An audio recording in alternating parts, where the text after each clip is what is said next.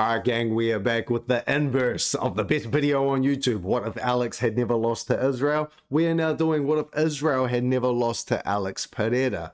Now, I ain't gonna lie, Israel never losing to Alex in kickboxing. That's probably the worst case scenario because Alex might not have ever gone to MMA and we just wouldn't even fucking know about this dude. So for the purposes of this, I'm keeping it for MMA only. So Alex beats Israel like 3 times in kickboxing. Cool. He then comes over to the UFC, whatever, works his way up to the championship. Like whatever, dude. No one cares. It's not that impressive getting a title shot and the most fucking elite combat sports organization on the fucking planet. But say all that kind of happens as it is, and then my prediction when Alex and Israel were fighting the first time, I said, fuck this. Alex is just as tall as him. He's the same caliber of kickboxer as him. Israel's not going to be able to like pitter-patter his way to a decision. And quite a few people were picking Alex to win. I said, no, I think the opposite's going to happen. I think that Alex is going to draw the best out of Adesanya and Adesanya is going to knock him out. And he nearly did. End of that first round, he fucking hits him so hard, his ear touches his knee, right? He had to lean back like Terror Squad, bro. So let's just say at the end of that first round, Alex Pereira doesn't survive. That shit happens 10 seconds earlier. Instead of the final 10 seconds, it happens in the final 20 because Israel clips him, he falls back, Adesanya then fakes him, hits the left hook, you see him like damn near fall. Like, I'm not joking, like 5 seconds longer, Adesanya would have won that fight. So let's say that happened, bro. He beats Alex Pereira. What happens now? Because there's no rematch in Miami. It would have been Adesanya versus Dricus after this.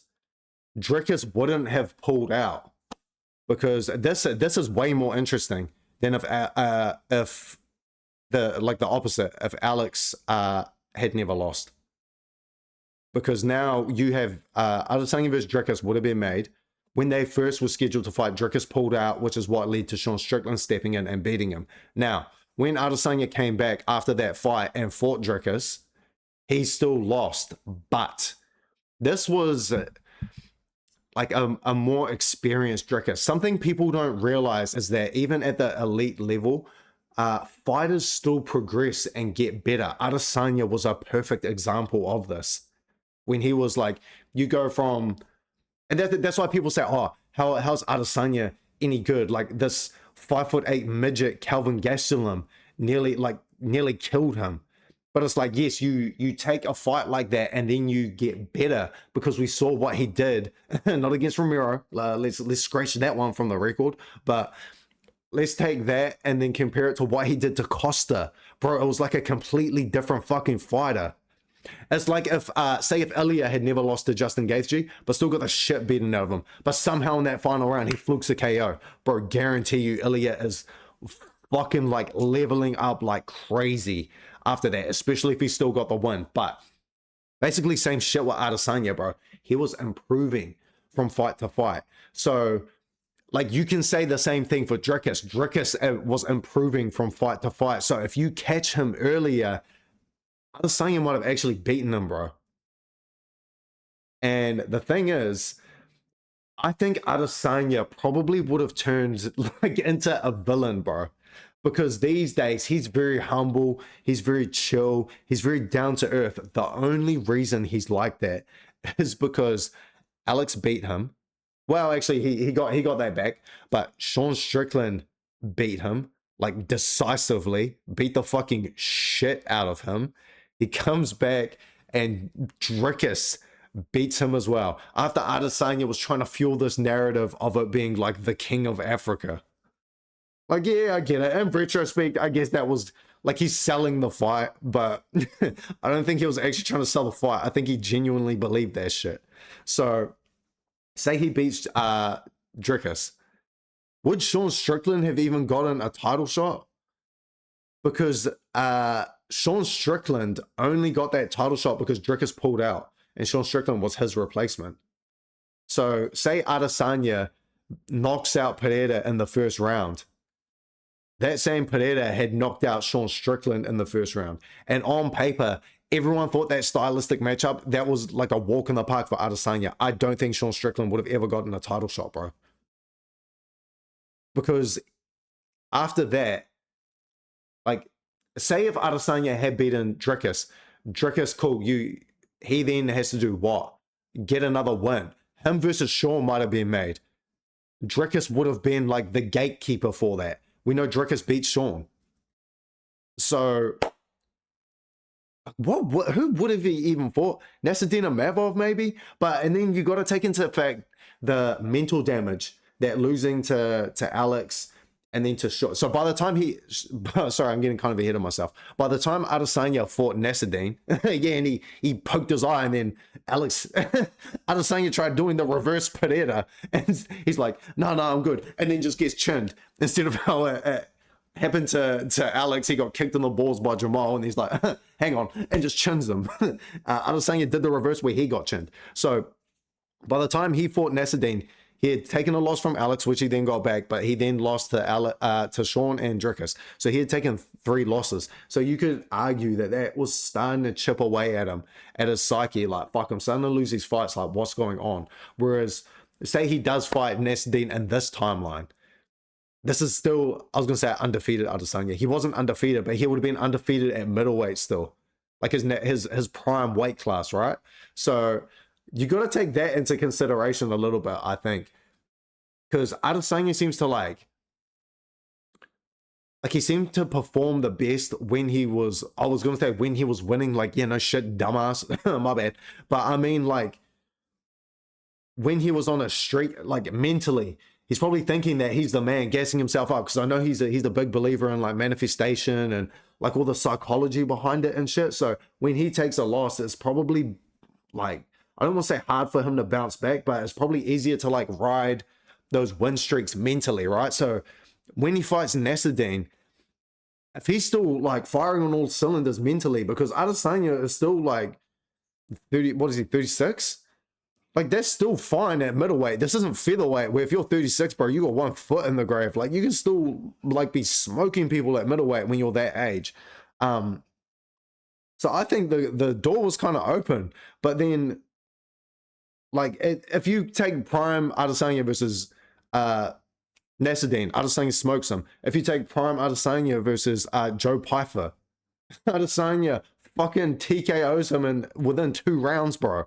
He makes him look like a fucking idiot. He freezes him in place with feints and then throws a question mark kick and just fucking decapitates him. And Adesanya carries on with his life, bro. But I think that would have been the biggest thing. That's the biggest what if, is we really don't know how badly his mental game was chipped by losing to Alex, losing to Sean Strickland, losing to Dricus. I think those 3 were well, okay, to be fair, I think maybe the Alex one wasn't that bad because he immediately got it back. So maybe it was just the Sean and the Dricus one. Because especially Dricus, because Dricus, like, made him fucking cry at the press conference. Bro, you are a grown man. What the fuck are you doing? Grown man showing emotions. What the fuck? But I think this would have been very, very interesting if he was undefeated at middleweight. And I bet you Adesanya would have gone off the deep end, bro. Not like Conor McGregor, where he starts fucking doing coke and, like, I don't know, all this random, like, criminal activity and shit. But he would have gone off the deep end in terms of his head would have been so far up his fucking ass. He might have been one of the best villains in the UFC, to be honest. But he wouldn't actively be trying to be a villain. You know how people just, in general, people hate cocky cunts? Like Ilia Topuria, perfect example of that. Him versus Justin Gaethje. Everyone wanted to see him get humbled, you know? So I think, and Adesanya was already not very well liked at this point because he was just having boring fights and shit. It's not until you fall off and you kind of like, oh, Adesanya doesn't have the belt anymore. Damn, I miss him. Like, okay, bro. Well, we was that energy when he was pitter-pattering Jared Cannonier. We was that energy in the Yoel Romero fight, bro. Goat shit. But I think he would have gone full-blown villain. And it wouldn't have been corny. It wouldn't have been like a Colby Covington or a character that he's playing. People literally would have been like, bro, fuck this dude. But I don't really know who could have beaten him. Especially with, like, a firing on all cylinders mentally. Adesanya, that's a dangerous dude, bro. especially if he like KOs Alex Pereira. I wonder what Alex would have done. That's probably the biggest what if as well. Let's talk about Alex a little bit. He's the other half of this video title, bro. Is that Alex Pereira? If he lost to Adesanya, that would have been it, bro. He would have been a flash in the pan. He then would have had to actually like fight proper MMA fighters. He would have had to go through a Jared Cannonier. He might have had to fight Robert Whittaker, like wrestlers and shit, bro.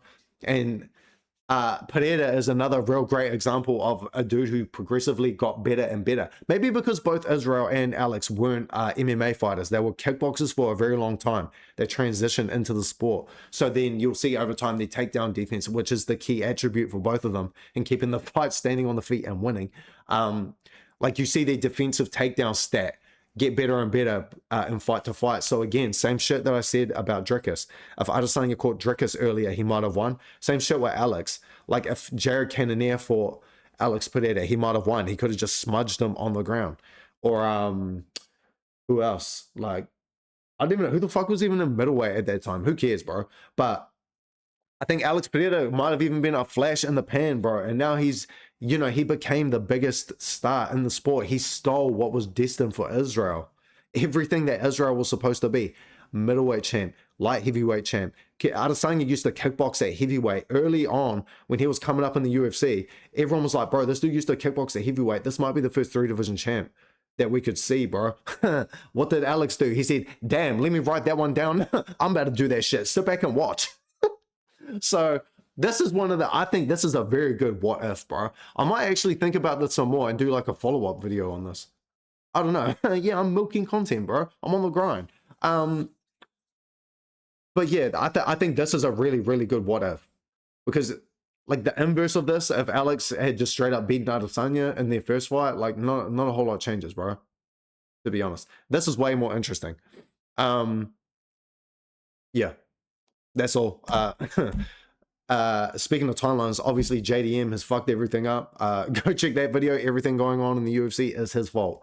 So if anyone is the timekeeper, the the overwatcher of the timeline, you need to go check JDM, bro, and undo that shit. Goodbye.